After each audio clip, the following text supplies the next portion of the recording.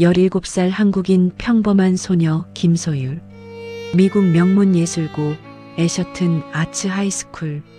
첫 오디션을 마치고 나오는 순간이었어요. 그때 제 등 뒤에서 차가운 조롱이 들려왔습니다. 한국, 거기서 바이올린 같은 걸 제대로 배울 수 있다고? 어차피 따라만 하잖아. 창작은 못하고. 비웃음이 섞인 목소리들이 이어졌습니다. 코딱지만한 나라에서 여기가 어디라고 와? 아시아 애들이 다 그렇지. 기계처럼 흉내내는 건 잘해도 감정은 없잖아. 저는 숨이 턱 막혀 그 자리에 얼어붙었습니다. 하지만 진짜 충격은 그 다음에 왔습니다. 가장 잔인한 목소리는 예상치 못한 곳에서 들려왔죠. 같은 한국인 정민지가 냉소하며 내 곁으로 다가와 말했습니다. 소율아, 너는 여기 수준을 못 따라와. 넌 그냥 머릿수 채우는 들러리나 마찬가지야. 내 바이올린 소리는 녹슬은 고철 소리가 나. 미국 애들의 노골적인 비하도 아팠지만 같은 나라 사람에게 들은 말은 그냥 심장을 찢어놨습니다. 하지만 그 누구도 몰랐습니다. 한국에서 온 이 작은 소녀가 6개월 뒤 그 미국 명문고를 통째로 뒤집어 놓고 전 세계 1,000만 명을 울리게 될 줄은 아무도 몰랐습니다. 이 이야기는 부모님의 땀과 눈물이 담긴 낡은 바이올린으로 미국 엘리트들의 오만함과 내부의 배신을 산산조각 낸 한 소녀의 가슴 벅찬 감동 드라마입니다. 끝까지 들으시면 여러분도 눈물을 참지 못하실 거예요. 잠깐, 이야기 시작 전에 여러분께 먼저 인사드립니다. 지금 이 감동 사연을 어디에서 듣고 계신가요? 댓글에 남겨주시면 제가 바로 달려가 반갑게 인사드릴게요. 그리고 소율의 도전에 힘을 실어줄 구독과 좋아요 한 번씩 꼭 눌러주세요. 이제부터 국뽕 가득한 한 소녀의 눈부신 드라마가 시작됩니다. 2024년 9월 2일 미국 동부 명문 예술고등학교 애셔튼 아츠 하이스쿨. 김소율은 비행기에서 내리는 순간부터 심장이 미친 듯이 뛰었습니다. 인천공항을 떠난 지 14시간. 처음 밟아본 미국 땅은 생각보다 차갑고 낯설었죠. 공항 밖 공기는 쌀쌀했고 하늘은 잿빛이었어요. 그녀는 낡은 바이올린 케이스를 꼭 안고 택시에 올랐습니다. 창밖으로 스쳐 지나가는 고층 빌딩들, 넓은 도로, 영어로 쓰인 간판들, 모든 게 압도적이었어요. 학교에 도착한 건 오후 3시였습니다. 붉은 벽돌로 지어진 건물은 마치 영화 속 장면 같았어요. 정문에는 애셔튼 아츠 하이스쿨 웨어 엑설런스 미츠 아트라는 금빛 글씨가 새겨져 있었죠. 소율은 그 앞에서 한참을 서 있었습니다.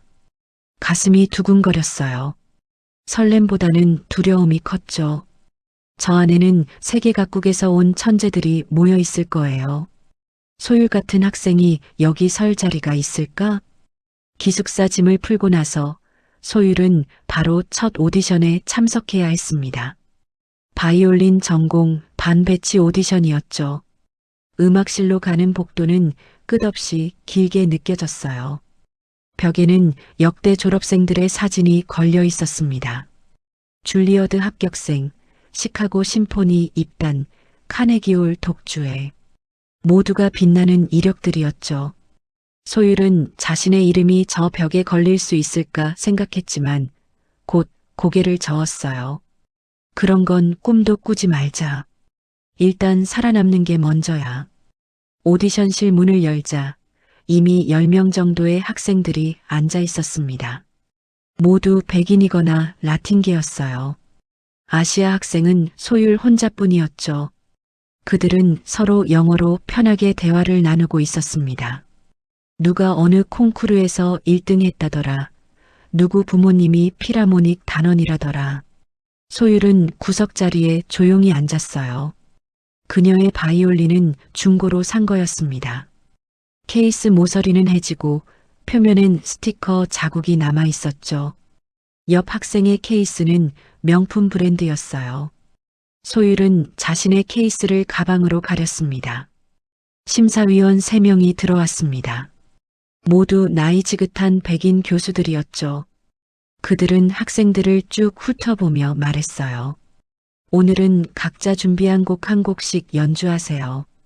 3분 이내로요. 소율은 손에 땀이 났습니다. 그녀가 준비한 곡은 브람스 바이올린 소나타 1번이었어요. 어머니가 좋아하시던 곡이었죠. 학생들이 하나씩 앞으로 나가 연주를 시작했습니다. 첫 번째 학생은 완벽한 테크닉으로 파가니니를 소화했어요. 두 번째 학생은 차이코프스키를 감정 넘치게 연주했죠.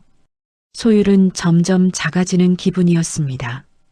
저 학생들은 다들 어릴 때부터 개인 레슨을 받았을 거예요. 소율은 동네 음악학원에서 겨우 배웠죠. 레슨비도 아껴가며. 김소율? 이름이 불렸습니다. 소율은 떨리는 손으로 바이올린을 들고 앞으로 나갔어요. 심사위원들은 무표정했습니다. 그녀는 화를 현해댔죠. 숨을 깊이 들이마시고 첫 음을 냈습니다. 브람스의 선율이 방 안에 울려 퍼졌어요. 소율은 눈을 감았습니다. 어릴 적 할머니 집 마당에서 연습하던 기억이 떠올랐죠. 매미 소리, 바람 소리, 그리고 어머니의 목소리. 소율아, 넌 잘할 수 있어. 3분이 금방 지나갔습니다. 소율은 마지막 음을 끝내고 고개를 숙였어요. 심사위원들은 잠깐 메모를 적더니 고개를 끄덕였습니다. 좋아요. 다음 학생. 소율은 자리로 돌아왔죠. 가슴이 두근거렸어요. 잘한 건지 못한 건지 알 수 없었습니다. 오디션이 끝나고 학생들은 복도로 나왔습니다. 그때였어요. 소율 바로 앞에 서 있던 금발 여학생이 친구들에게 속삭이는 게 들렸죠. 저 해봤어? 아시아에서 왔다던데. 실력은 별로라면서 그런 빡센 오디션을 어떻게 통과했대? 친구들이 킥킥 웃었습니다. 그래도 뭐 다양성 때문에 뽑았겠지. 소율은 그 자리에 얼어붙었어요. 가슴이 철렁 내려앉았죠. 그러다 한 학생이 소율 쪽으로 걸어왔습니다. 악장 배지를 단 에밀리였어요. 그녀는 소율을 위아래로 훑어보더니 말했죠. 넌 한국에서 왔다며? 소율은 고개를 끄덕였습니다. 응, 교환학생으로 왔어. 에밀리가 코웃음을 쳤어요. 내까지 깨? 여긴 아무나 오는 데 아니야. 알지? 그때 에밀리 뒤에서 한국인 학생이 나타났습니다. 정민지였어요. 그녀는 5년 전 미국으로 이민 와서 이 학교에 다니고 있었죠. 정민지가 소율을 위아래로 훑어봤습니다. 예, 소율아. 에밀리 말이 맞잖아. 너 한국에서 그 동네 학원 다니면서 겨우 온 거 다 알아. 넌 여기서 머릿수 채우기용이야. 알잖아. 내 낡은 바이올린 케이스만 봐도 티나. 소율은 정민지의 말에 숨이 막혔습니다. 같은 한국인에게서 받는 비난은 에밀리의 비웃음보다 더 잔인하게 가슴에 박혔죠. 동네 학원, 머릿수 채우기. 그 말이 소율의 자존심을 산산조각 냈습니다. 정민지는 에밀리와 함께 웃으며 걸어갔어요. 소율은 그 자리에 얼어붙었습니다. 같은 한국 사람이 소율을 이렇게 대하다니. 그 말이 소율의 가슴에 비수처럼 꽂혔습니다. 숨이 막혔어요. 도망치고 싶었죠. 하지만 소율은 꾹 참았습니다. 소율은 두 사람을 똑바로 쳐다보며 말했어요. 무슨 상관인데? 목소리는 떨렸지만 눈빛만은 흔들리지 않았죠. 기숙사로 돌아온 소율은 침대에 쓰러졌습니다. 눈물이 주르륵 흘러내렸어요. 창밖엔 낯선 도시의 불빛들이 반짝이고 있었습니다. 소율은 핸드폰을 꺼내 어머니께 메시지를 보냈죠. 엄마, 나 괜찮아. 오디션 잘 봤어. 거짓말이었습니다. 하지만 걱정시키고 싶지 않았어요. 그날 밤 소율은 잠을 이룰 수 없었습니다. 에밀리와 정민지의 말이 머릿속을 맴돌았죠. 내까지 깨? 머릿수 채우기. 저 학생들 눈엔 소율이 그렇게 보이는구나. 아시아에서 온 성적 기계. 실력 없는 교환학생. 소율은 베개를 꽉 껴안았어요. 아버지가 했던 말이 떠올랐습니다. 소율아, 음악은 내가 세상에서 유일하게 가진 날개다. 소율은 눈을 감았습니다. 날개. 맞아요. 소율에게도 날개가 있어. 아직 펼치지 못했을 뿐이죠. 언젠가는 저 학생들 눈앞에서 날아오를 거예요. 그때까지 참자. 견디자. 창밖엔 달이 떠 있었습니다. 한국에서 보던 그 달이었죠. 소율은 작게 중얼거렸어요. 엄마, 아빠, 저 잘할게요. 2024년 겨울, 서울 구로구 작은 아파트. 김소율의 집은 23평 빌라 반지하였습니다. 겨울이면 창문에 성에가 끼고 여름이면 습기로 벽지가 들떴죠. 하지만 소율에겐 세상에서 가장 따뜻한 공간이었어요. 거실 한쪽엔 낡은 소파가 있었고 그 앞엔 작은 식탁이 놓여 있었습니다. 주방에선 늘 된장찌개 냄새가 났죠. 어머니는 새벽 오시면 일어나 근처 식당으로 출근했어요. 설거지부터 홀서빙까지 모든 걸 혼자 해냈죠. 아버지는 새벽 배송 기사였습니다. 밤 11시에 집을 나가 새벽 6시에 돌아오는 생활이었어요. 소율은 아버지가 현관문을 열고 들어오는 소리에 잠에서 깨곤 했죠. 지친 발걸음, 무거운 한숨, 그리고 조용히 침실로 들어가는 뒷모습. 소율은 이불을 뒤집어 쓰고 눈물을 삼켰습니다. 미안했어요. 내가 더 잘해야 하는데. 소율이 바이올린을 처음 만난 건 초등학교 4학년 때였습니다. 학교에서 방과 후 프로그램을 신청하라는 공지가 왔죠. 어머니는 소율에게 물었어요.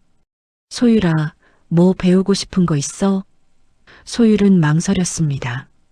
친구들은 피아노, 태권도, 미술을 배웠지만 소율은 돈이 드는 걸 알았거든요. 괜찮아요, 엄마. 그런데 어머니가 안내문을 보더니 말했죠. 바이올린은 악기 대여가 된대. 이거 해볼래? 소율은 고개를 끄덕였습니다. 사실 바이올린이 뭔지도 잘 몰랐어요. 하지만 엄마가 웃으며 말했죠. 우리 소율이도 뭐 하나 배워야지. 그렇게 소율은 바이올린을 시작했습니다. 처음엔 힘들었어요. 활을 잡는 법도 어색했고 소리는 삐걱거렸죠. 하지만 선생님은 소율을 보며 말했습니다. 이 아이 감각이 있어요. 6개월이 지나자 소율은 간단한 곡을 연주할 수 있었어요. 학교 발표회에서 작은 별을 연주했을 때 관중석에 앉아있던 어머니가 눈물을 닦았죠. 공연이 끝나고 어머니가 소율을 꼭 안으며 말했어요. 소율아, 너 정말 잘한다. 계속 해보자. 그날 밤 소율은 자신이 처음으로 누군가를 행복하게 만들었다는 걸 느꼈습니다. 하지만 행복은 잠시였습니다. 소율의 재능을 아끼던 선생님이 조심스럽게 소율을 불렀습니다. 소율아, 이제 악기 대여 기간이 곧 끝나. 이대로 계속하려면 내 악기가 있어야 해. 더 이상 대여 악기로는 실력이 늘기 어려워. 선생님의 말이 끝나자마자 소율은 가슴이 철렁 내려앉았습니다.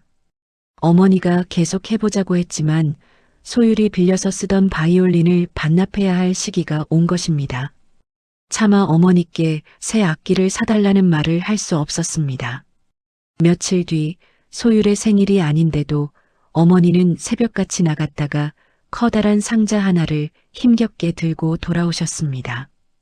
어머니의 손은 주름지고 거칠었지만 그날따라 눈빛은 보석처럼 빛났습니다. 어머니는 떨리는 목소리로 말했죠. 내 아빠랑 엄마가 3년 동안 모았어. 남들은 중고라고 하겠지만 엄마 눈엔 세상에서 제일 좋은 악기다. 내 날개가 되어줄 거야.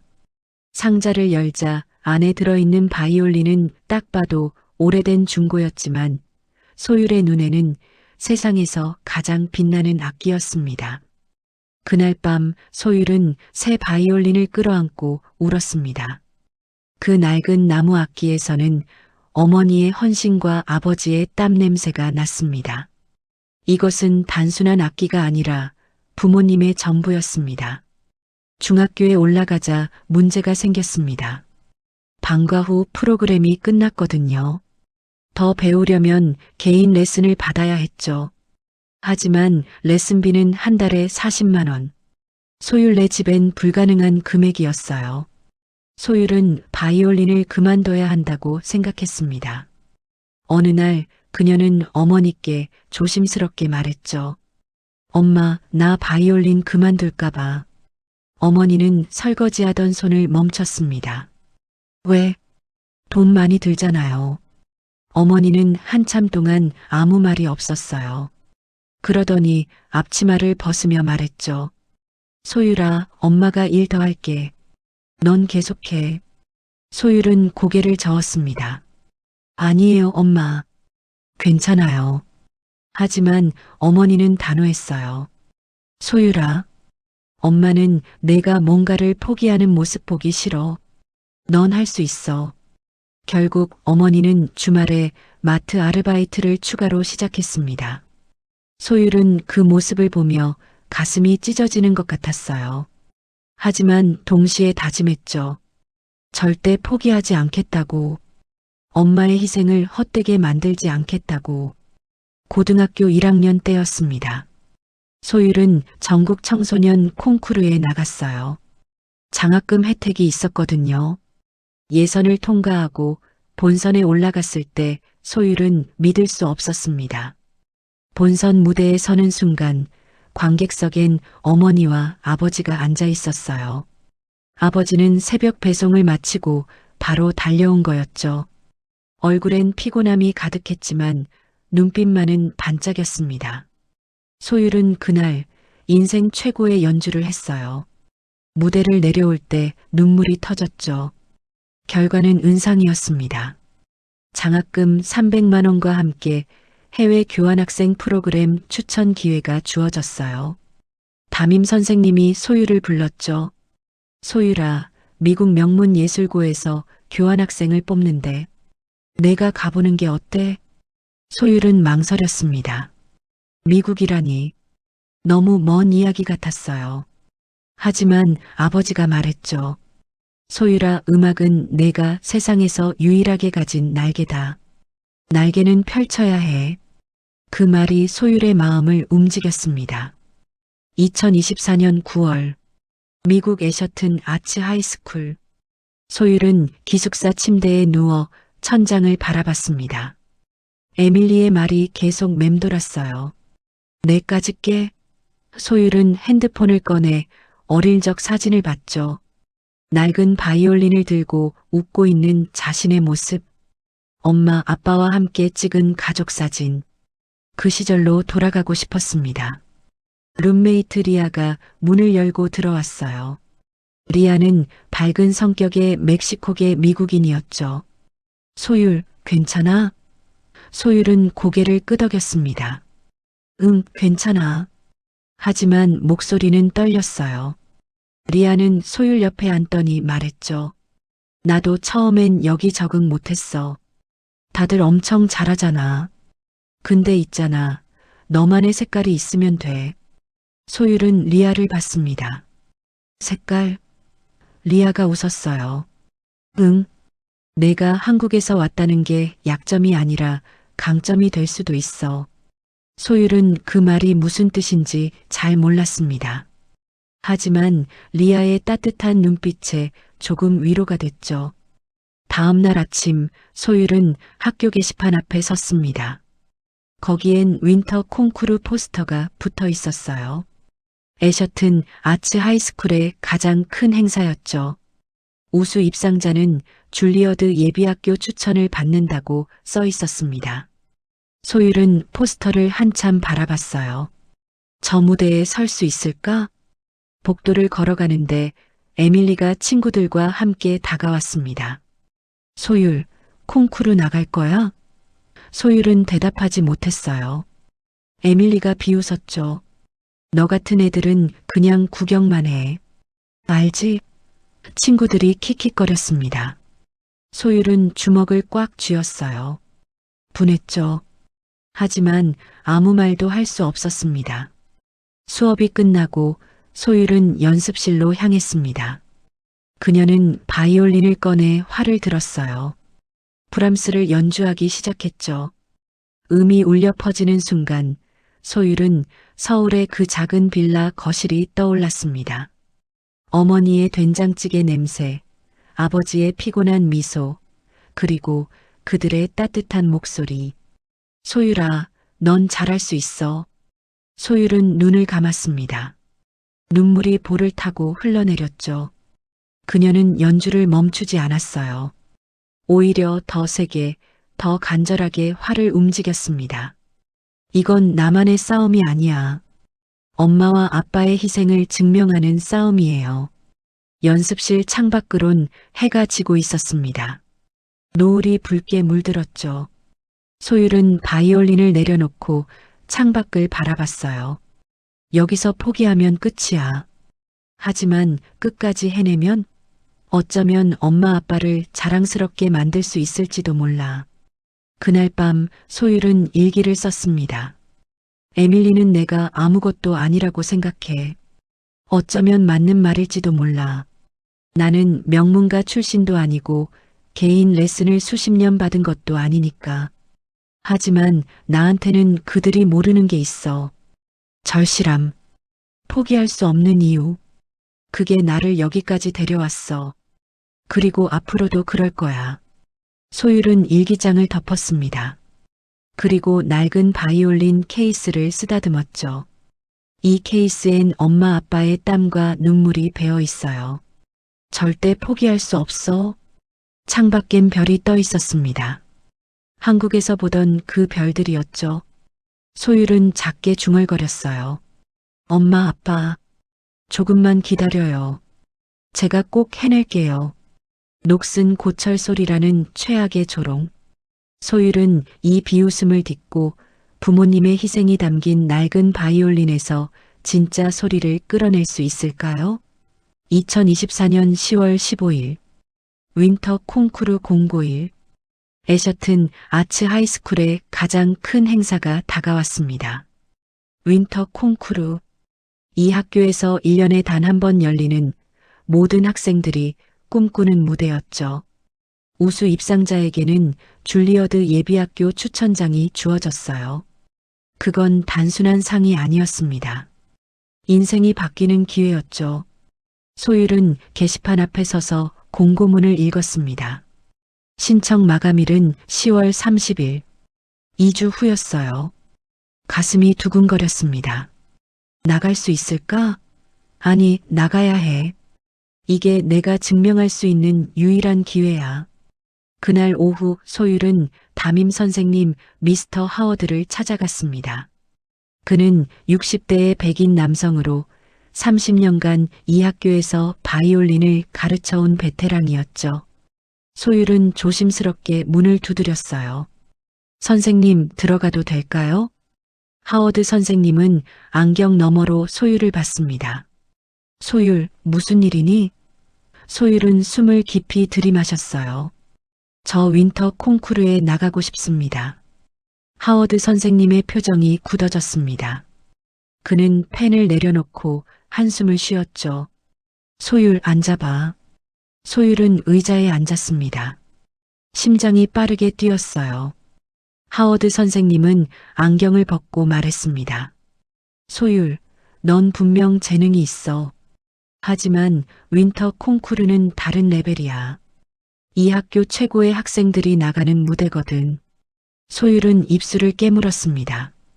저도 할 수 있습니다. 하워드 선생님이 고개를 저었어요. 소율, 너는 아직 미국 무대에 적응이 안 됐어. 악보 해석도 서양식이 아니고 연주 스타일도 좀 다르달까? 다르다는 게 무슨 뜻인가요? 하워드 선생님은 말을 아꼈습니다. 소율, 나는 내가 실패해서 상처받는 걸 원치 않아. 내년에 다시 도전해봐. 1년 더 배우고. 소율은 주먹을 꽉 쥐었어요. 목이 메었죠. 선생님, 저 정말 열심히 했어요. 매일 4시간씩 연습했고요. 하워드 선생님이 손을 들어 말을 막았습니다. 소율, 노력은 인정해. 하지만 이건 내 실력 문제가 아니야. 타이밍의 문제지. 소율은 더 이상 말하지 못했습니다. 그녀는 고개를 숙이고 교무실을 나왔어요.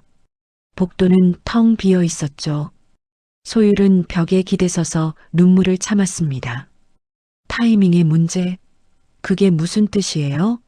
내가 한국인이라서? 아니면 너무 늦게 왔다고? 그때 뒤에서 목소리가 들렸습니다. 역시 거절당했네. 소율은 고개를 돌렸어요. 에밀리였습니다. 그녀는 팔짱을 끼고 소율을 내려다봤죠. 내가 뭘 했어? 넌 아직 우리 무대에 못 올라와. 소율은 대꾸하지 않았습니다. 하지만 에밀리는 멈추지 않았어요. 있잖아, 소율. 여긴 실력만으로 되는 데가 아니야. 배경, 인맥, 그리고 무엇보다 어떤 스타일로 연주하느냐가 중요해. 한국식 감성으로는 우리 무대 못 올라와. 알지? 그 순간 소율의 자존심이 산산조각 났습니다. 에밀리는 뒤도 안 돌아보고 복도를 걸어갔어요. 소율은 그 자리에 우두커니 서 있었죠. 가슴이 무너지는 기분이었습니다. 저녁, 소율은 연습실로 향했습니다. 아무도 없는 작은 방이었어요. 그녀는 바이올린을 꺼내 활을 들었죠. 하지만 소리가 나지 않았습니다. 손이 떨렸거든요. 소율은 바이올린을 내려놓고 바닥에 주저앉았어요. 눈물이 주르륵 흘러내렸죠. 왜 이렇게 힘들까? 소율은 핸드폰을 꺼냈습니다. 어머니께 전화를 걸까 고민했어요. 하지만 걸 수 없었죠. 엄마한테 걱정 끼치기 싫었으니까. 대신 갤러리를 열어 가족 사진들을 봤습니다.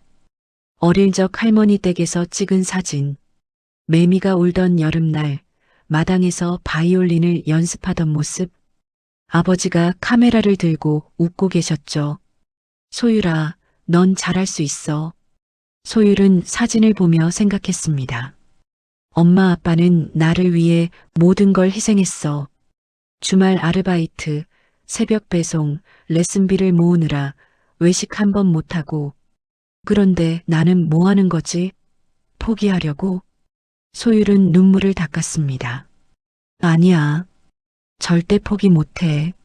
선생님이 허락 안 해주면 어때? 내가 직접 신청하면 되잖아. 다음 날 소율은 학생회실로 갔습니다. 윈터 콩쿠르 신청서는 학생회에서 받을 수 있었거든요. 학생회장 제이크가 소율을 보며 물었어요. 콩쿠르 신청하러 왔어? 소율은 고개를 끄덕였습니다. 네. 제이크는 신청서를 건네주며 말했죠. 담임 선생님 추천서도 필요해. 없으면 신청 안 돼. 소율의 얼굴이 굳었습니다. 추천서요? 제이크가 고개를 끄덕였어요. 응. 규정이야. 소율은 신청서를 들고 나왔습니다. 추천서. 하워드 선생님은 절대 써주지 않을 거예요. 어떡하지? 소율은 복도를 걸으며 생각했죠. 다른 선생님한테 부탁할까? 하지만 바이올린 전공은 하워드 선생님밖에 없었어요. 그날 저녁 기숙사로 돌아온 소율은 리아에게 이 이야기를 털어놨습니다. 리아는 소율의 어깨를 두드리며 말했어요. 소율, 하워드 선생님한테 다시 부탁해봐. 진심을 보여주면 어쩌면 마음을 바꿀지도 몰라. 소율은 고개를 저었습니다. 이미 거절당했는걸. 리아가 소율의 손을 잡았죠. 그래도 해봐. 넌 할 수 있어. 내가 아는 소율은 포기하지 않잖아. 다음 날 아침 소율은 다시 하워드 선생님을 찾아갔습니다. 그는 커피를 마시고 있었어요. 소율, 또 왔니? 소율은 숨을 깊이 들이마셨습니다. 선생님, 제발 한 번만 기회를 주세요. 하워드 선생님은 한숨을 쉬었습니다. 소율, 나는 이미 말했잖아. 소율이 그의 말을 끊었어요. 선생님, 저는 여기 오기까지 얼마나 많은 걸 포기했는지 아세요? 엄마는 주말에도 일하고 아빠는 새벽에도 잠을 못 자요. 저 때문에요. 소율의 목소리가 떨렸습니다. 저는 그냥 엄마 아빠한테 자랑스러운 딸이 되고 싶어요. 한 번만 무대에 서게 해주세요. 결과는 제가 책임질게요. 하워드 선생님은 소율을 오래 바라봤습니다. 그의 눈빛이 흔들렸어요. 마침내 그는 한숨을 내쉬며 말했죠. 알았어, 소율. 추천서 써줄게. 하지만 정말 열심히 준비해야 해. 소율의 얼굴이 환해졌습니다. 감사합니다, 선생님. 하워드 선생님이 손을 들어 말을 막았어요. 하지만 기대는 하지 마. 심사위원들은 굉장히 까다로워. 소율은 고개를 끄덕였습니다. 알겠습니다.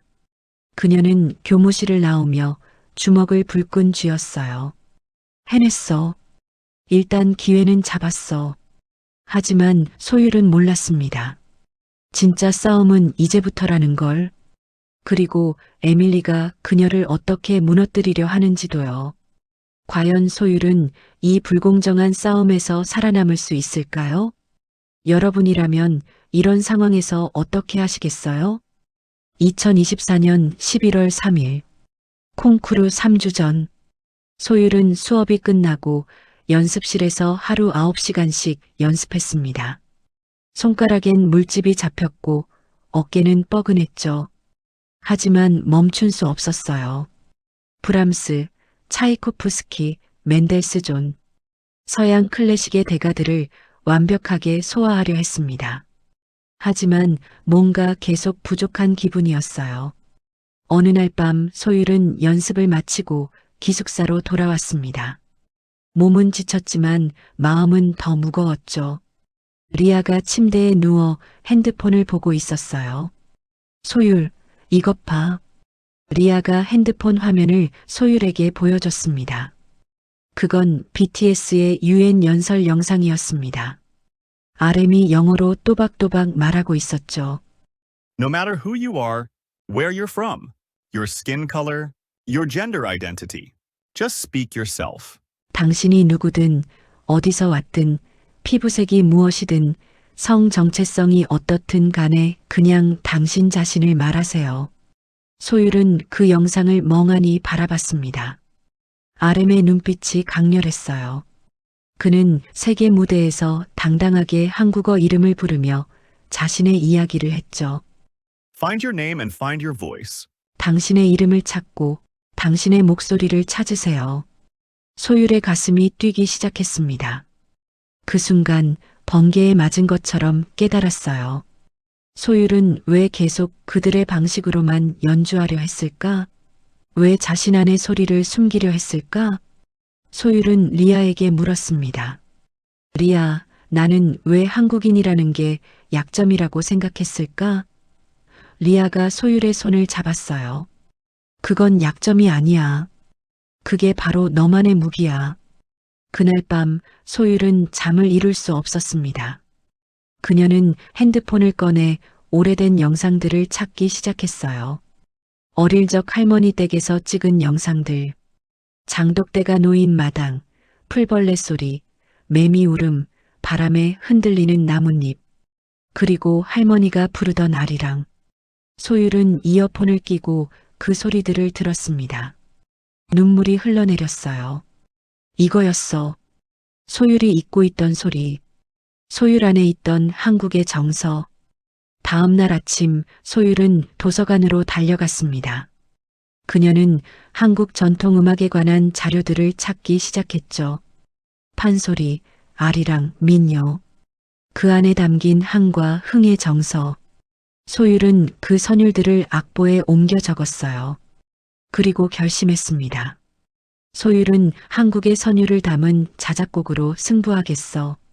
소율은 작곡을 시작했습니다. 밤새도록 피아노와 바이올린을 오가며 멜로디를 만들었어요. 전통 아리랑의 구슬픈 선율에 현대적인 리듬을 입혔죠. 판소리에 꺾는 음을 바이올린 테크닉으로 재해석했습니다. 손이 떨렸어요. 가슴이 두근거렸죠. 이게 맞는 걸까? 일주일 후 소율은 자신만의 곡을 완성했습니다.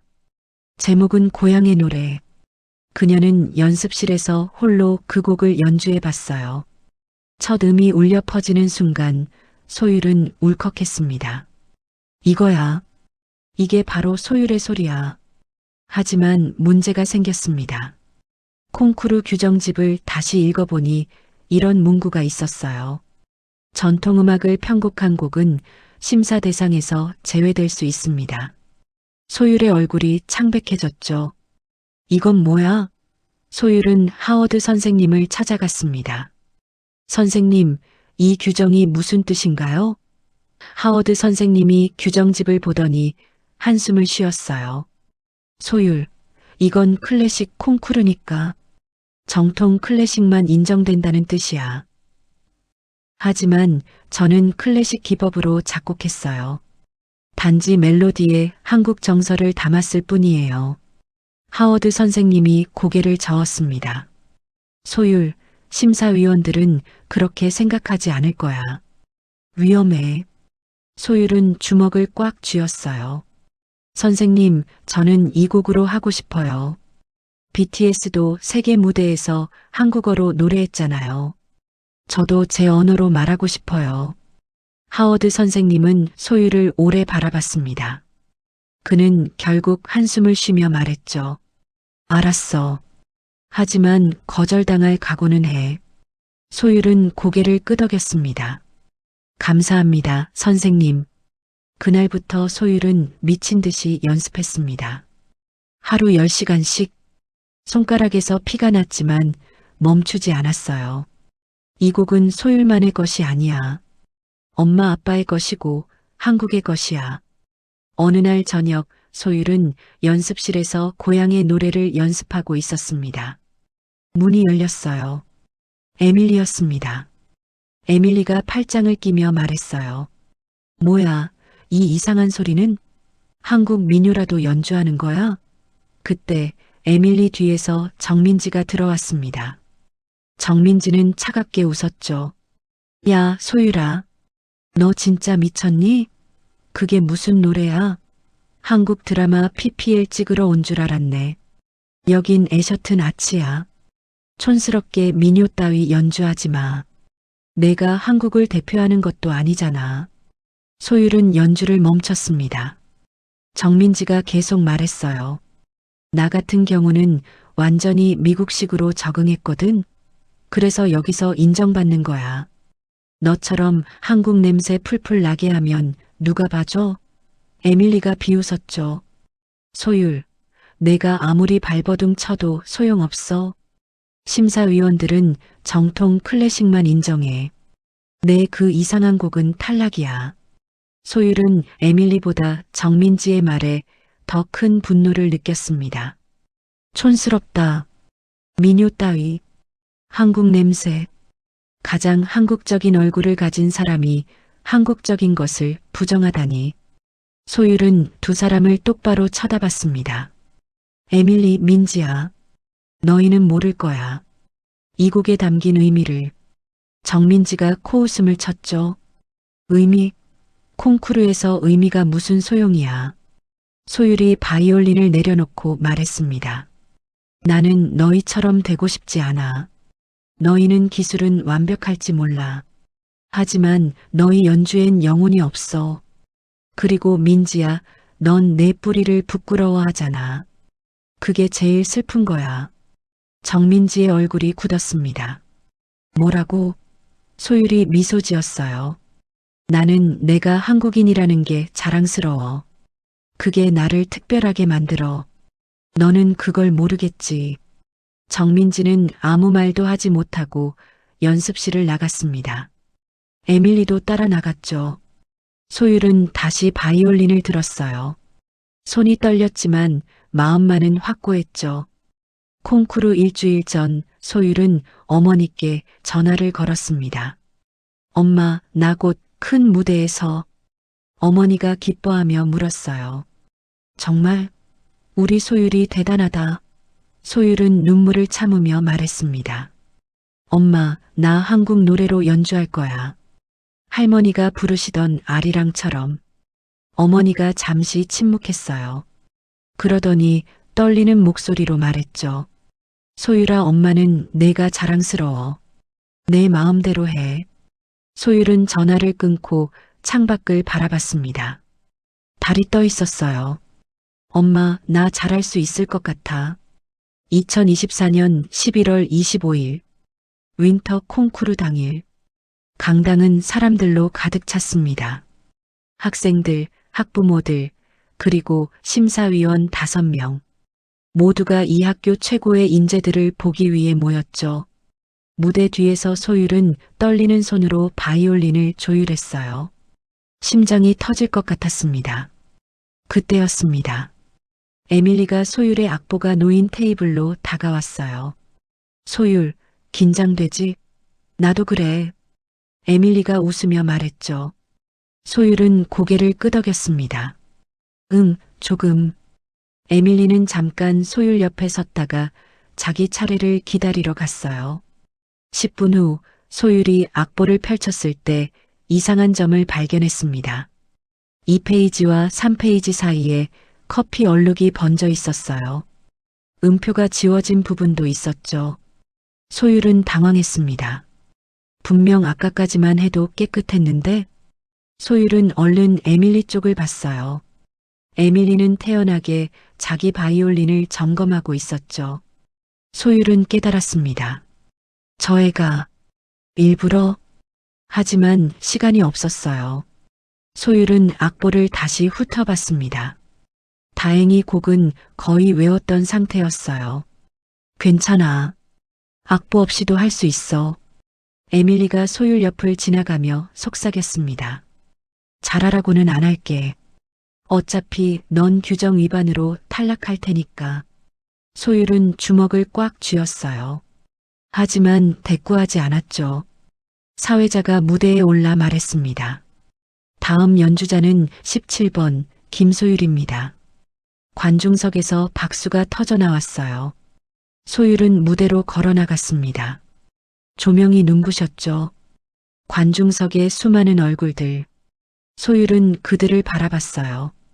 심사위원석 맨 앞에 앉은 앨리슨 교수가 서류를 보더니 눈살을 찌푸렸습니다. 그녀는 손을 들어 소율을 멈췄어요.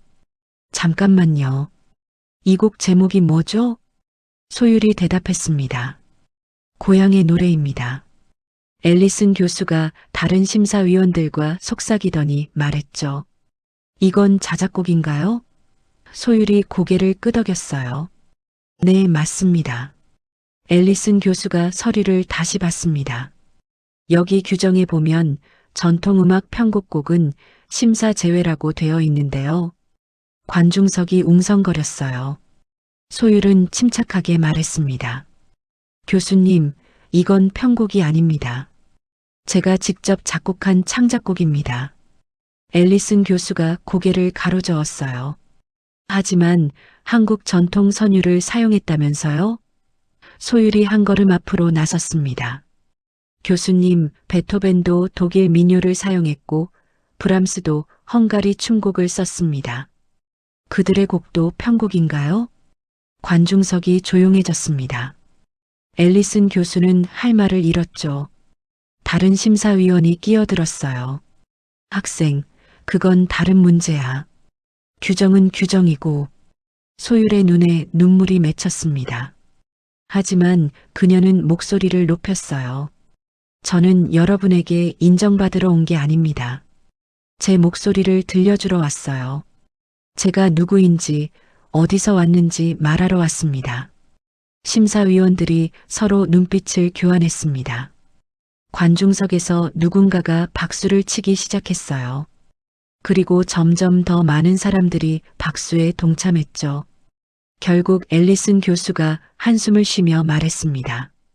좋아요. 하지만 이건 참고 연주로만 간주됩니다. 정식 심사 대상은 아니에요. 그래도 하시겠어요? 소율은 고개를 숙였습니다. 감사합니다. 네, 하겠습니다. 그녀는 바이올린을 들어 올렸어요. 관중석은 숨을 죽였죠. 소율은 눈을 감았습니다. 그리고 첫 음을 냈어요. 땅. 아리랑의 첫 구절이 강당을 가득 채웠습니다. 소율의 활이 현 위를 천천히 미끄러지는 순간 마치 할머니의 떨리는 목소리가 되살아나는 것 같았어요. 구슬프고 애절하고 그리운 그 소리는 단순한 음이 아니었습니다. 한국의 가을날 낙엽이 지는 마당, 장독대 옆에서 홀로 노래하시던 할머니의 모습 그 자체였죠. 관중석의 한 할머니가 눈물을 닦았습니다. 그녀도 어릴 적 어머니에게서 들었던 그 선율이었거든요. 소율의 연주는 계속됐습니다. 2절로 넘어가면서 템포가 조금씩 빨라지기 시작했어요.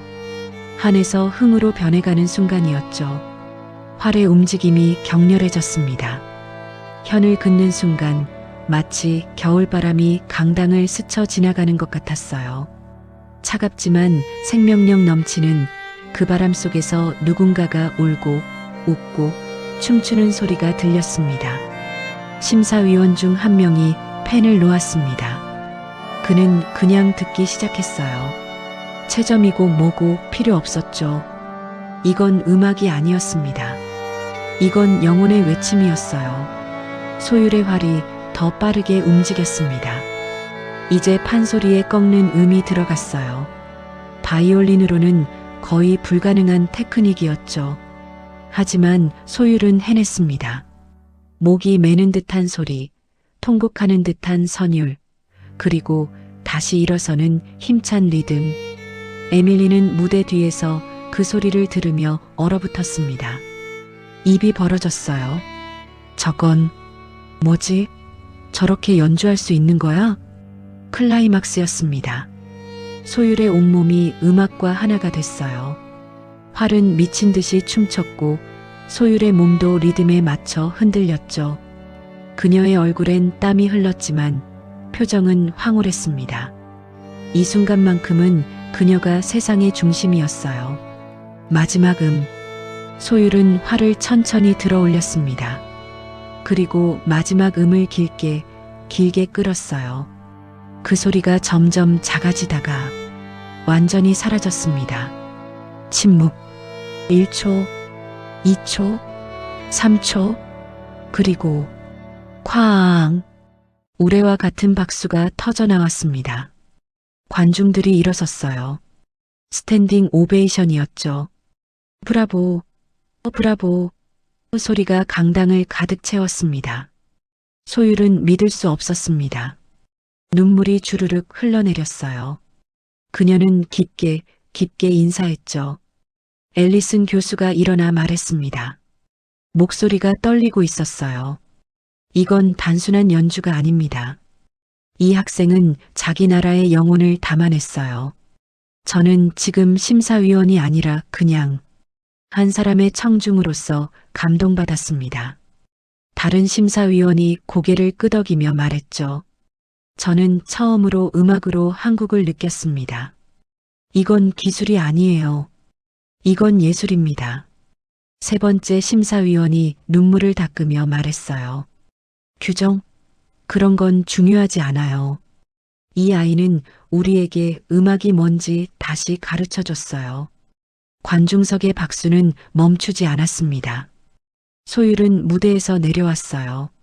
리아가 달려와 소율을 껴안았죠. 소율, 너 대박이야. 진짜 미쳤어. 하워드 선생님도 눈시울을 붉히며 다가왔습니다. 소율, 나는 내가 틀렸어. 미안해. 정말 미안해. 그의 목소리가 떨렸어요. 넌 나보다 음악을 더 잘 아는구나. 에밀리는 구석에 서서 소율을 바라봤습니다. 그녀의 눈에도 눈물이 맺혀 있었어요. 질투가 아니었습니다. 경외였죠. 에밀리는 처음으로 깨달았어요. 완벽한 기술보다 더 중요한 게 있다는 걸. 무대 뒤 대기실에서 소율은 바이올린을 내려놓고 손을 봤습니다. 물집이 터져 피가 조금 났어요. 하지만 아프지 않았죠. 오히려 뿌듯했습니다. 리아가 소율의 손을 잡았어요. 소율, 넌 오늘 역사를 만들었어. 소율이 고개를 저었습니다. 아니야. 나는 그냥 내 이야기를 했을 뿐이야. 그날 밤 소율은 기숙사 침대에 누워 천장을 바라봤습니다. 해냈어. 정말 해냈어. 그녀는 핸드폰을 꺼내 어머니께 메시지를 보냈죠. 엄마, 나 잘했어.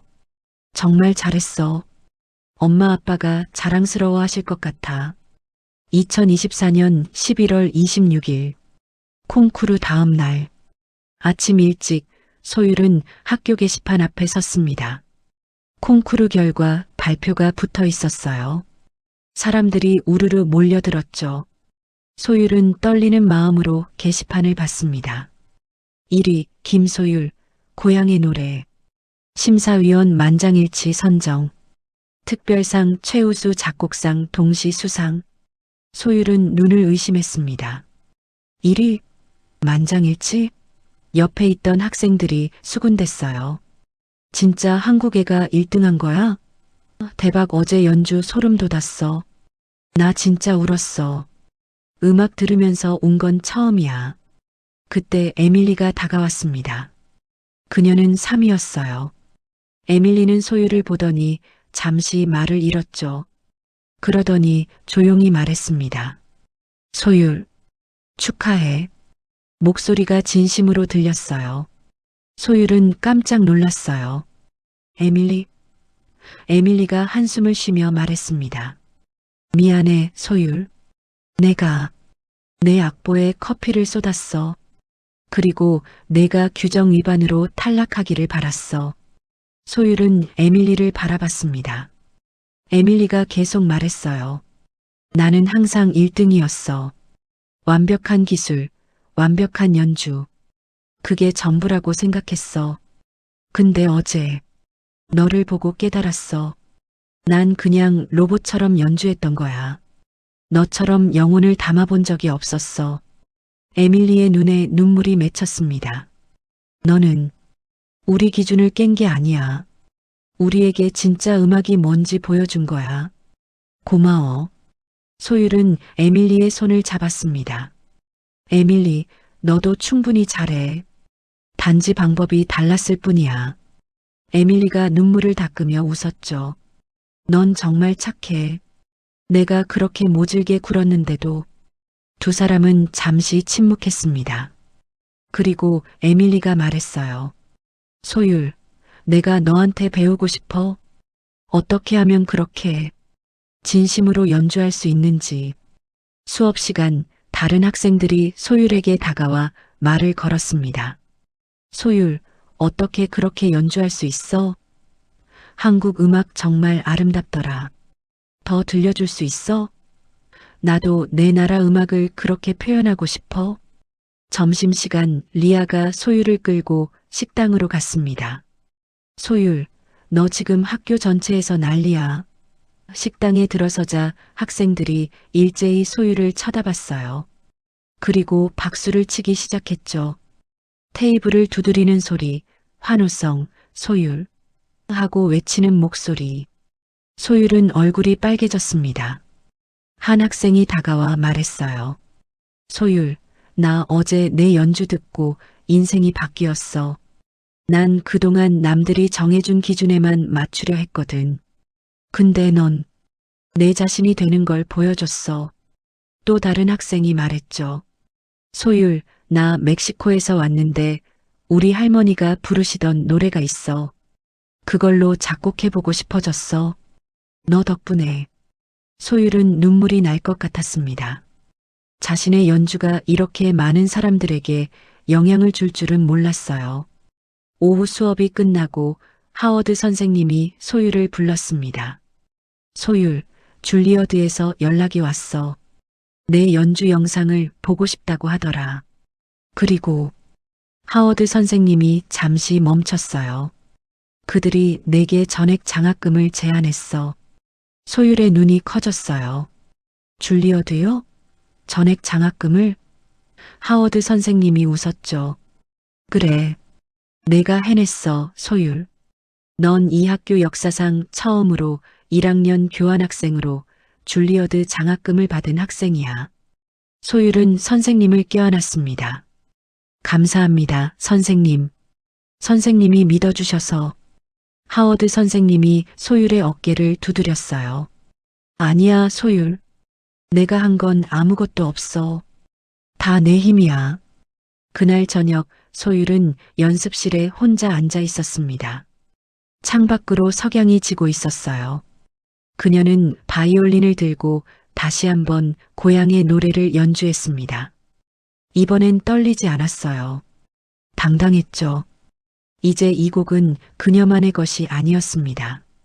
많은 사람들의 것이 되었어요. 그때 문이 열렸습니다. 앨리슨 교수였어요. 소율, 방해해도 될까? 소율은 얼른 일어섰습니다. 교수님, 앨리슨 교수가 소율 옆에 앉았어요. 소율, 나는 어제 내 연주를 보고 많은 걸 깨달았어. 우리는 너무 오랫동안 정통만을 고집했어. 베토벤, 모차르트, 브람스. 물론 그들은 위대하지. 하지만 음악은 살아있는 거야. 변하고 융합하고 새로워지는 거지. 앨리슨 교수가 창밖을 바라보며 말했습니다. 넌 우리에게 그걸 보여줬어. 전통과 현대가 어떻게 만날 수 있는지, 한국과 서양이 어떻게 하나가 될 수 있는지. 그건 정말 아름다웠어. 소율의 눈에 눈물이 맺혔습니다. 감사합니다, 교수님. 앨리슨 교수가 소율의 손을 잡았죠. 아니야, 소율. 내가 고마워. 내가 이 늙은 교수에게 다시 꿈꾸는 법을 가르쳐줬어. 다음 날 학교 신문에 소율의 인터뷰가 실렸습니다.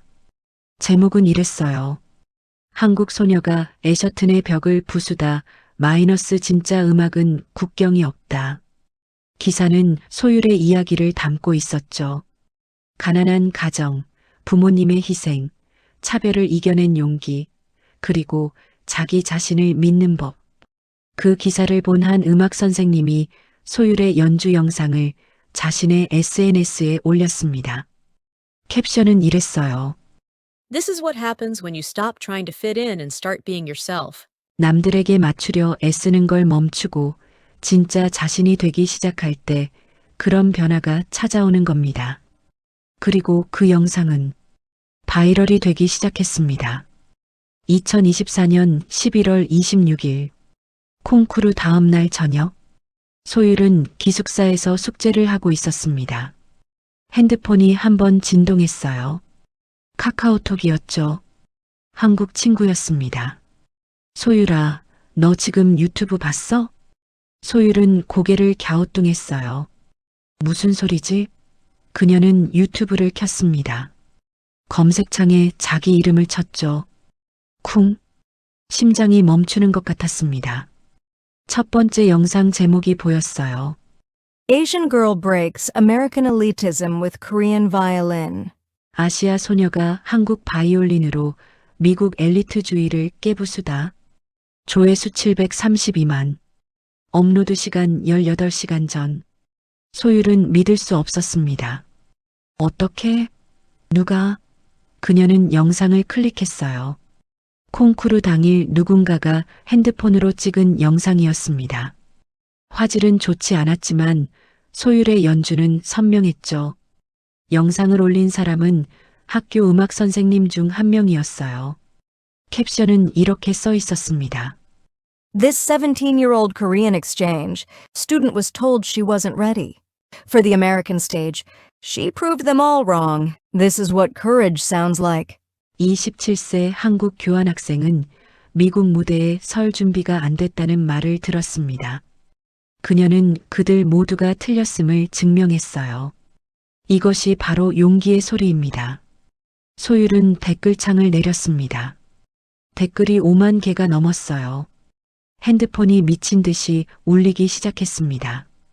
카톡, 인스타 DM, 페이스북 메시지. 모두가 동시에 터져 나왔죠. 소율은 당황했습니다. 무슨 일이지? 리아가 방문을 벌컥 열고 들어왔어요.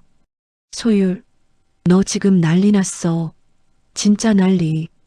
리아가 핸드폰을 소율에게 보여줬습니다. 트위터 트렌딩 1위에 코리안 바이올리니스트가 올라와 있었어요. 소율은 손이 떨렸습니다. 이게 뭐야? 다음 날 아침 소율은 핸드폰 알림 소리에 깼습니다. 메시지가 500개가 넘었어요. 유튜브를 다시 켰죠. 조회수 1120만. 하루 만에 400만이 더 늘었습니다. 소율은 댓글들을 읽기 시작했어요. 손이 떨렸죠. 영어 댓글들.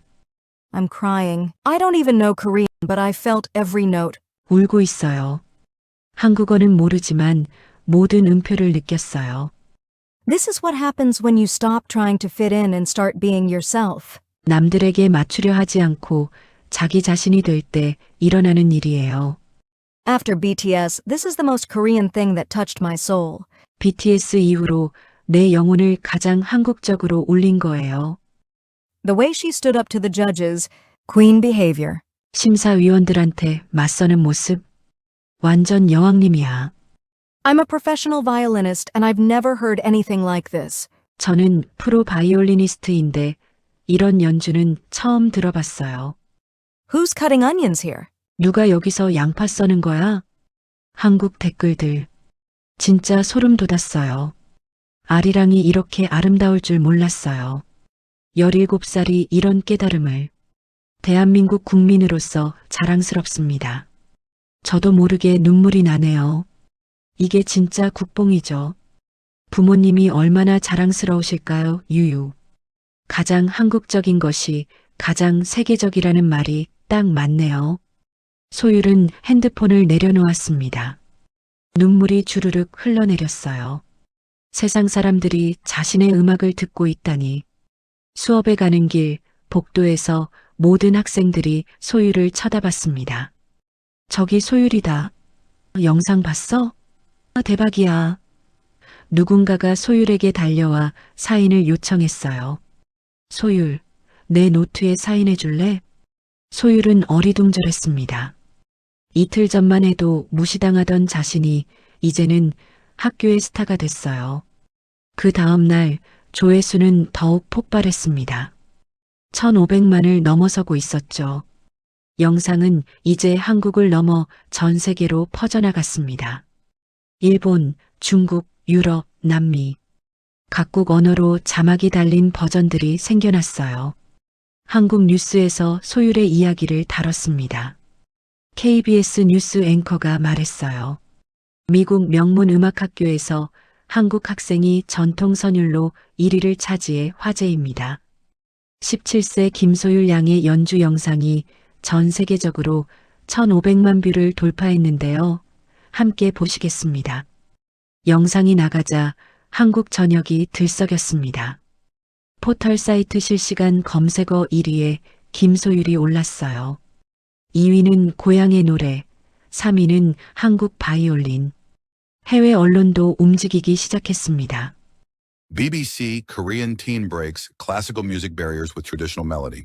한국 10대 전통 선율로 클래식 음악의 장벽을 허물다. CNN, this 17-year-old's violin performance has the internet in tears. 27세의 바이올린 연주가 인터넷을 눈물바다로 만들다.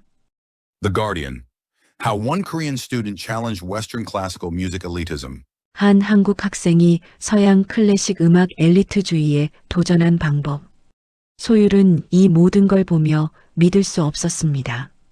자신이 그냥 마음을 담아 연주했을 뿐인데 이렇게 큰 파장이 일 줄은 몰랐어요. 학교 복도에서 학생들이 소율을 둘러싸고 사진을 찍고 있었습니다. 소율, 사인해줘. 같이 사진 찍자. 구석에서 정민지가 그 장면을 보고 있었습니다. 그녀는 핸드폰으로 소율의 영상을 보고 있었어요. 조회수 1,500만. 댓글들이 끝없이 올라오고 있었죠. This is what happens when you embrace who you are. 자기 자신을 받아들일 때 일어나는 일이에요. She didn't try to be American. She stayed Korean. And that's why she won. 그녀는 미국인이 되려 하지 않았어요. 한국인으로 남았죠. 그래서 이긴 거예요. 정민지는 핸드폰을 꺼버렸습니다. 하지만 그녀의 손이 떨리고 있었어요. 눈가가 붉어졌죠. 며칠 후 학교에 기자들이 몰려들었습니다. 교장 선생님이 소율을 불렀어요. 소율, 한국 방송국에서 인터뷰 요청이 왔어. 그리고 미국 언론사들도 줄을 서 있고. 소율은 당황했습니다. 저, 어떻게 해야 하죠? 교장 선생님이 웃었어요. 내가 원하는 대로 해. 하지만 기억해. 넌 이제 많은 사람들에게 영향을 주고 있어. 내 말 한마디 한마디가 중요해. 그날 오후 소율은 줌으로 한국 방송국 인터뷰를 했습니다. 기자가 물었어요. 소율 양, 지금 기분이 어떠세요? 소율은 떨리는 목소리로 대답했죠. 아직도 실감이 안 나요. 저는 그냥 제 이야기를 하고 싶었을 뿐인데 이렇게 많은 분들이 들어주셔서 감사해요. 기자가 다시 물었습니다. 미국에서 차별을 경험하셨다고 들었는데요. 소율이 고개를 끄덕였어요. 네. 넌 여기 머릿수나 채우는 들러리야? 라는 말을 들었을 때 정말 힘들었어요. 하지만 그게 저를 깨웠어요. 내가 누구인지, 어디서 왔는지를 잊지 말라고요. 마지막 질문이 나왔습니다. 부모님께 하고 싶은 말씀이 있다면요? 소율의 눈에 눈물이 맺혔습니다. 그녀는 카메라를 똑바로 보며 말했어요. 엄마, 아빠, 항상 미안했어요. 돈도 많이 들고 힘들게 하고. 근데 이제 알아요. 엄마, 아빠가 왜 그렇게 희생하셨는지. 제가 날개를 펼칠 수 있게요. 사랑해요. 정말 사랑해요. 방송이 나간 후 한국 전역의 부모들이 눈물을 흘렸습니다. 자녀를 키우며 힘들었던 모든 순간들이 떠올랐죠. 그날 저녁 정민지는 소율을 찾아왔습니다. 연습실 문을 조심스럽게 두드렸어요. 소율아, 들어가도 돼? 소율은 놀랐습니다. 민지야? 정민지가 들어와 소율 앞에 섰어요. 그녀는 한참 동안 말을 하지 못했습니다. 그러더니 조용히 말했죠. 미안해. 소율은 정민지를 바라봤습니다. 정민지가 계속 말했어요. 나는 한국인이라는 게 부끄러웠어. 여기서 살아남으려면 완전히 미국 애처럼 되어야 한다고 생각했거든. 그래서 한국적인 모든 걸 지우려고 했어. 억양도, 음식도, 심지어 생각하는 방식까지. 정민지의 눈에서 눈물이 흘렀습니다. 근데 너를 보고 깨달았어. 내가 지운 게 내 뿌리였다는 걸. 내가 가장 특별할 수 있었던 것들이었다는 걸. 너는 내가 누군지 잊지 않았어. 그래서 이긴 거야. 소율은 정민지의 손을 잡았습니다. 민지야, 아직 늦지 않았어. 내 뿌리는 여전히 너 안에 있어. 정민지가 고개를 끄덕였어요.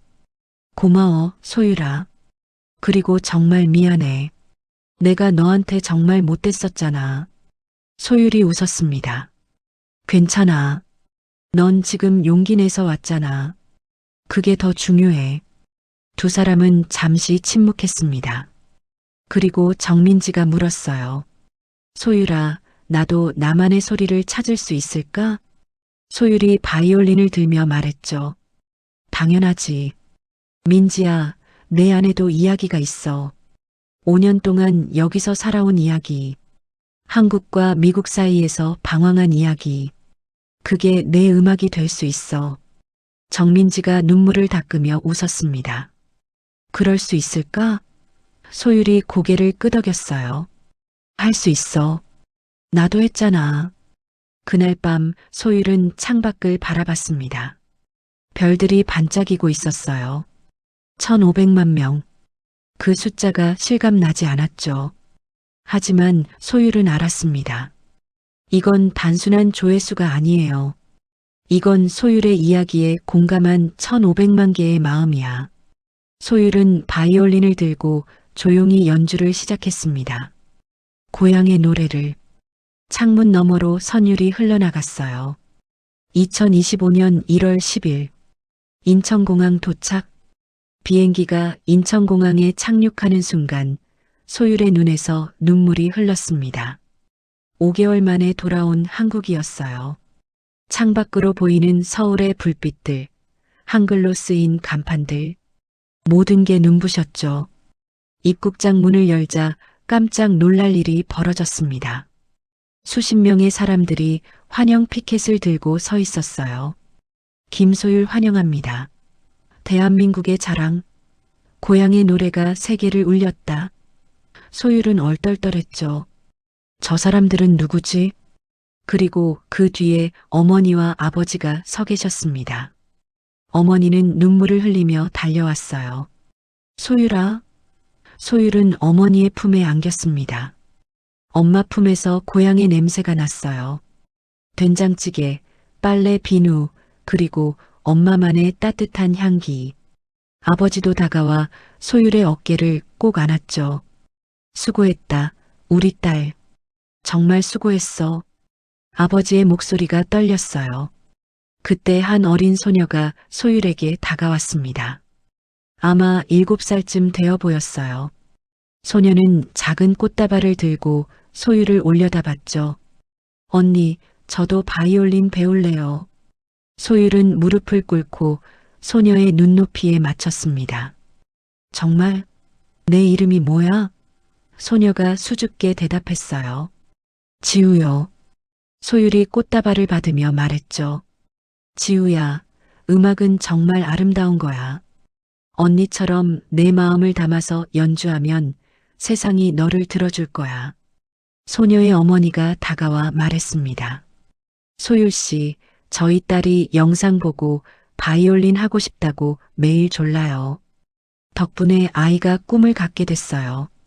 소율은 눈물을 참으며 고개를 숙였습니다. 그 순간 소율은 깨달았습니다. 이 모든 여정이 단지 자신만을 위한 게 아니었다는 걸. 이건 한국의 평범한 가정, 포기하지 않는 부모님, 그리고 꿈을 향해 달려가는 모든 이들의 이야기였어요. 공항을 나오는데 기자들이 몰려왔습니다. 소율 씨, 소감 한 말씀 부탁드립니다. 카메라 플래시가 터졌어요. 소율은 잠시 숨을 고르고 카메라 앞에 섰습니다. 저는 미국에서 넌 여기 머릿수 채우는 들러리야 라는 말을 들었습니다. 그 말이 너무 아팠어요. 마치 제가 그들과 같은 무대에 설 자격조차 없다는 듯이요. 하지만 그 말이 저를 깨웠습니다.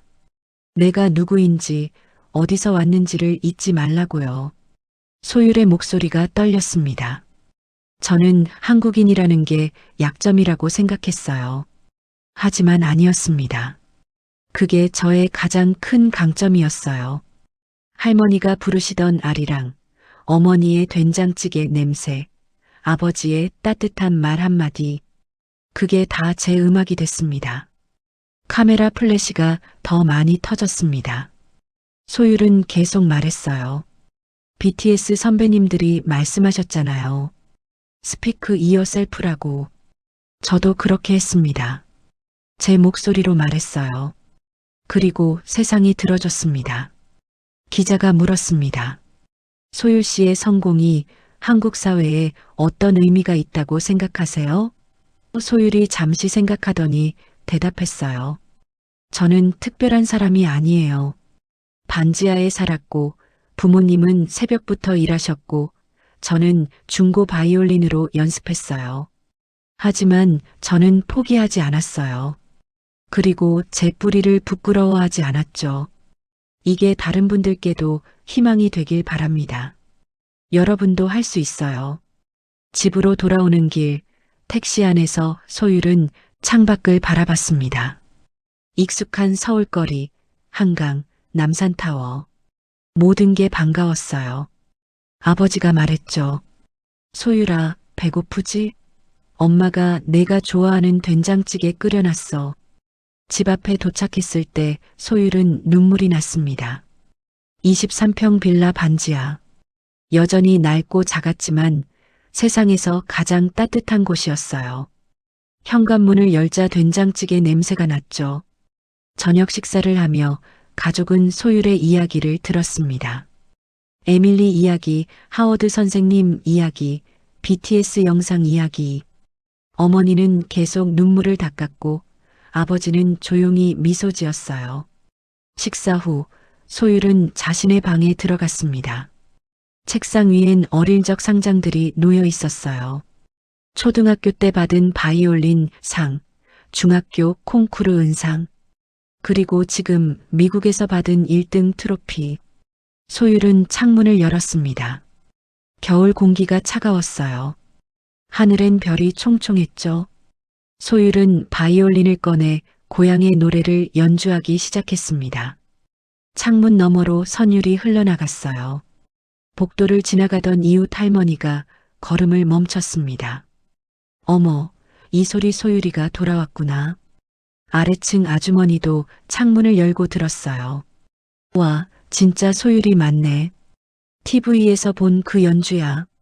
동네 사람들이 하나둘 모여들었습니다. 모두가 소율의 연주를 들었죠.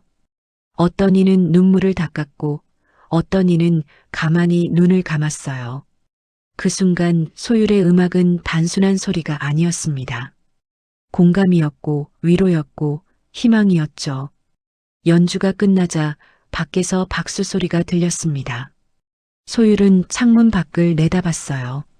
이웃들이 모두 손뼉을 치고 있었죠. 소율아, 장하다. 우리 동네 자랑이야.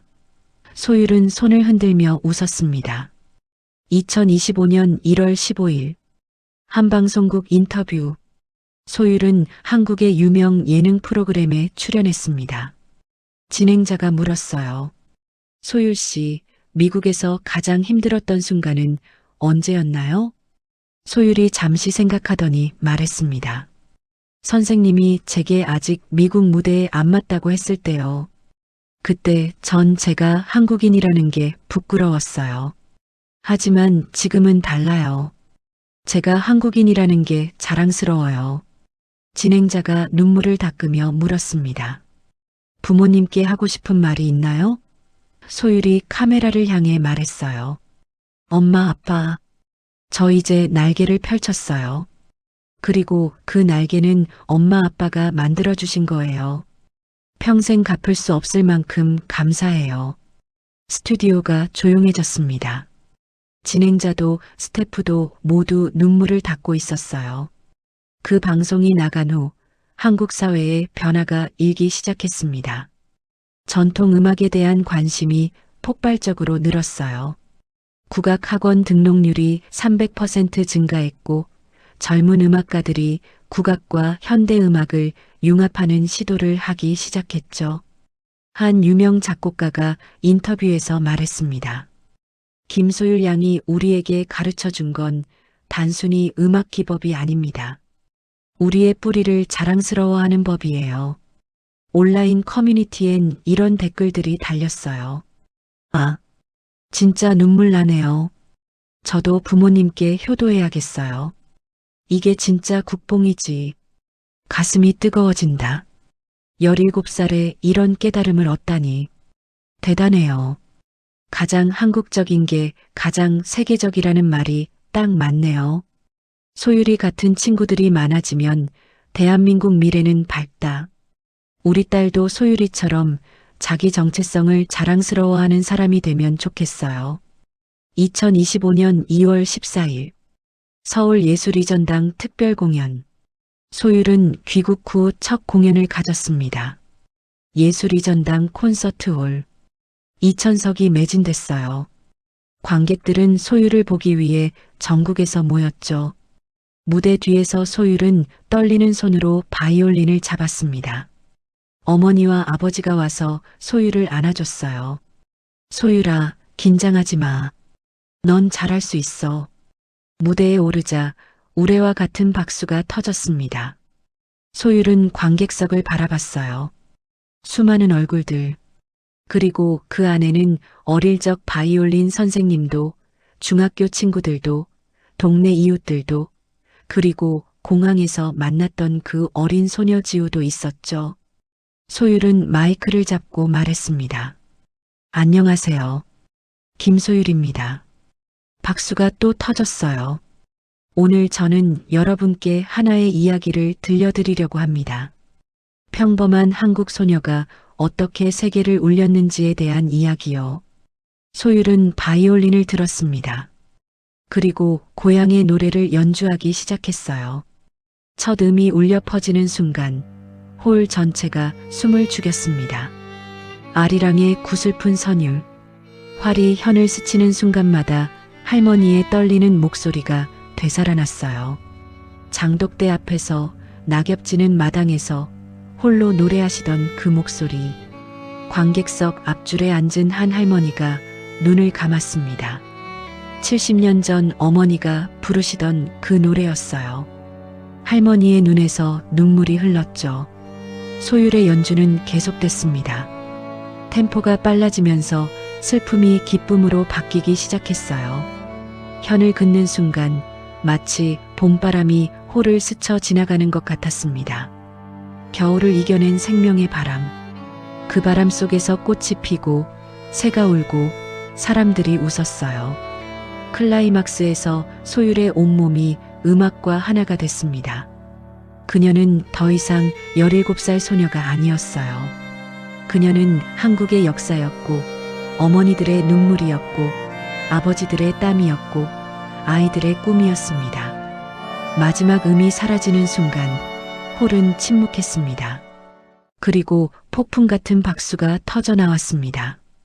2,000명이 모두 일어나 박수를 쳤어요. 브라보, 소율. 어떤 이는 울었고 어떤 이는 환호했어요. 소율은 눈물을 흘리며 깊게 인사했습니다. 그 순간 그녀는 깨달았어요.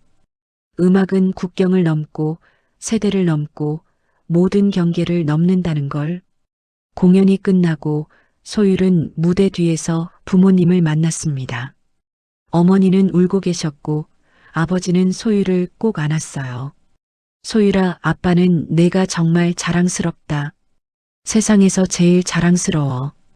그때 한 노신사가 다가왔습니다. 그는 한국을 대표하는 작곡가 김영민 교수였어요. 소율 양, 당신의 연주를 듣고 감동받았습니다. 제가 교향곡 하나를 작곡하려고 하는데 소율 양과 협업하고 싶습니다. 제목은 한국의 혼입니다. 소율은 놀라서 대답하지 못했습니다. 김영민 교수가 미소 지으며 말했죠. 당신은 한국 음악의 미래입니다. 아니, 이미 현재예요. 2025년 3월 1일, 3.1절, 소율은 청와대로부터 초청을 받았습니다. 대통령이 직접 만나고 싶다고 했어요. 청와대에 도착한 소율은 떨리는 마음으로 대통령을 만났죠. 대통령이 소율의 손을 잡으며 말했습니다. 소율 양, 당신은 대한민국의 자랑입니다. 당신이 보여준 용기와 열정이 많은 청년들에게 희망이 됐어요. 그리고 무엇보다 당신은 우리에게 자긍심을 일깨워줬습니다. 소율은 고개를 숙였습니다. 감사합니다. 하지만 저는 평범한 사람이에요. 단지 포기하지 않았을 뿐입니다. 대통령이 웃었습니다. 그게 바로 대단한 거예요. 평범한 사람이 비범한 일을 해내는 것. 그게 진짜 영웅이죠. 당신 같은 젊은이들이 있어 대한민국의 미래는 밝습니다. 집으로 돌아오는 길, 소율은 차 안에서 핸드폰을 봤습니다. 미국에서 메시지가 왔어요. 리아였죠. 소율아, 보고 싶어. 언제 돌아올 거야? 여기 있는 애들 전부 너 이야기만 해. 이어 에밀리의 메시지도 도착했습니다. 소율, 나 요즘 연습을 다르게 하고 있어. 내 덕분이야. 내가 음악이 무엇인지 정말 알려줬어. 고마워. 소율은 그 메시지들을 바라보다가 미소를 지으며 답장을 보냈습니다. 나도 너희 보고 싶어. 특별한 걸 준비하고 있어. 곧 다시 만나자. 창밖으로 서울의 풍경이 지나갔습니다. 남산타워, 한강, 광화문. 소율은 생각했어요. 나는 이제 세계 어디를 가도 한국인임을 자랑스러워할 거야. 그리고 그 자랑스러움을 음악으로 전할 거야. 그리고 어느새 새로운 계절이 찾아왔습니다. 소율은 줄리어드의 이름이 새겨진 입학 허가서를 손에 쥐고 다시 미국 땅을 밟았습니다. 이번엔 교환학생이 아니었어요. 줄리어드 정식 학생이었죠. 공항에서 부모님과 작별 인사를 나눴습니다. 어머니가 소율의 손을 꼭 잡았어요. 소율아, 건강 챙기고, 그리고 힘들 때마다 기억해. 엄마 아빠는 항상 내 편이야. 아버지가 말했죠. 소율아, 기억해. 넌 어디를 가도 한국인이야. 그걸 자랑스러워해. 그리고 내가 가는 곳마다 한국의 아름다움을 전해줘. 소율은 눈물을 참으며 대답했습니다. 알아요, 아빠. 절대 잊지 않을게요. 제가 누구인지, 어디서 왔는지. 비행기 안에서 소율은 창밖을 바라봤습니다. 구름 위로 햇살이 비쳤어요. 그녀는 가방에서 낡은 바이올린 케이스를 꺼냈습니다. 그 케이스엔 여전히 스티커 자국이 남아 있었죠. 그리고 이제 새로운 스티커가 하나 더 붙어 있었어요. 태극기였습니다. 소율은 케이스를 쓰다듬으며 생각했습니다. 이 케이스가 나를 여기까지 데려왔어. 엄마 아빠의 사랑, 한국의 정서, 그리고 포기하지 않는 용기. 이 모든 게 담겨 있어. 줄리어드에 도착했을 때 리아가 달려와 소율을 안았습니다. 소율, 드디어 왔구나. 나 너 때문에 요즘 한국 음악 엄청 듣고 있어. 너무 아름다워. 소율은 두 친구를 보며 웃었습니다. 이제 이곳도 낯설지 않았어요. 왜냐하면 소율은 자신이 누구인지 알았으니까. 그리고 그 정체성을 사랑하니까.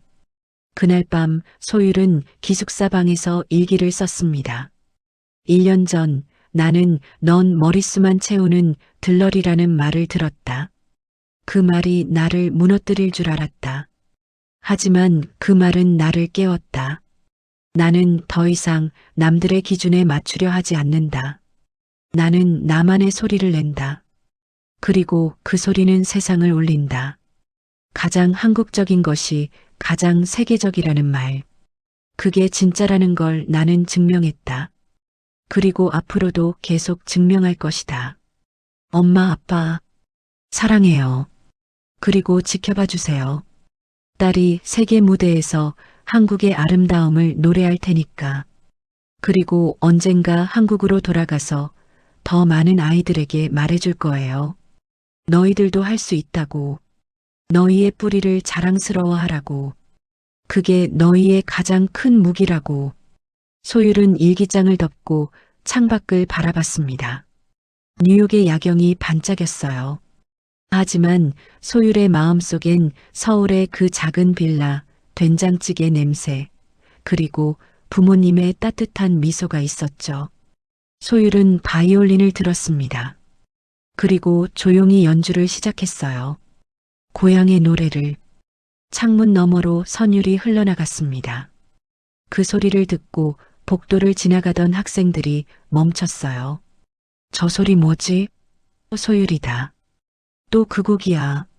매번 들어도 소름 돋아. 학생들이 하나둘 소율의 방문 앞에 모여들었습니다. 그들은 조용히 앉아서 연주를 들었어요. 미국인, 중국인, 인도인, 브라질인. 세계 각국에서 온 학생들이 모두 한국의 선율에 귀 기울였죠. 연주가 끝나자 복도에서 박수 소리가 들렸습니다. 소율은 문을 열었어요. 학생들이 모두 웃으며 박수를 치고 있었죠. 정말 아름다웠어, 소율. 엄청났어. 우리도 좀 가르쳐 줄래? 소율은 눈물이 날 것 같았습니다. 하지만 참았어요. 대신 미소 지으며 말했죠. 고마워. 음악에는 국경이 없어. 우리는 모두 각자의 노래를 가지고 있어. 소율, 우리도 우리나라 음악으로 뭔가 만들어 보고 싶어. 나도 내 할머니가 부르시던 노래가 있어. 소율, 우리 같이 협업하자. 그날 밤 소율의 작은 기숙사 방은 세계가 만나는 공간이 됐습니다. 그리고 그 중심엔 한국의 소리가 있었어요. 소율은 마지막으로 창문을 열고 밤하늘을 바라봤습니다. 별들이 반짝이고 있었어요. 한국에서 보던 그 별들이었죠. 소율은 작게 중얼거렸습니다. 세상이 나를 평가하기 전에 내가 나를 평가하지 말자. 그리고 내 뿌리를 사랑하자. 그게 나를 특별하게 만드는 거니까. 그리고 미소 지었죠. 에필로그 2030년 카네기홀. 김소율은 카네기홀에서 첫 독주회를 가졌습니다.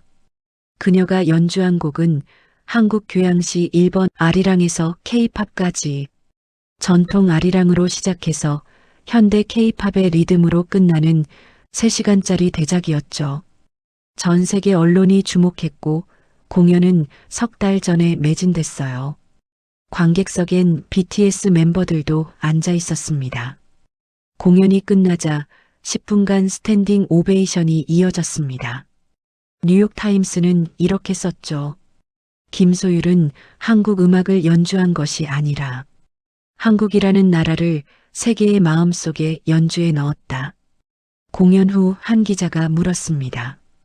소율 씨, 성공의 비결이 뭐라고 생각하세요?